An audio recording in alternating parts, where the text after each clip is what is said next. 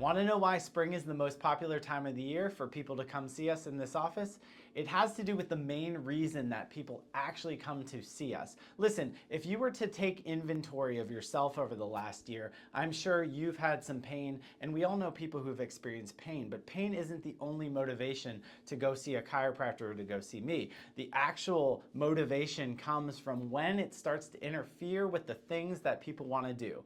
And it's springtime, so what do people want to do? They want to get outside and get in their garden. They want to get outside and get on their bike. They want to do tennis, pickleball, very popular one this day and age, and golf. So it's only when the pain starts to interfere with the activities that people want to do that they're going to actually make a decision to start to do something. That's why we get wildly busy this time of year. So we look forward to helping athletes of all ages and all kinds. So if you're one of those people or you know somebody, this has been a great opportunity to get checked to make sure that you are performing at your optimum performance.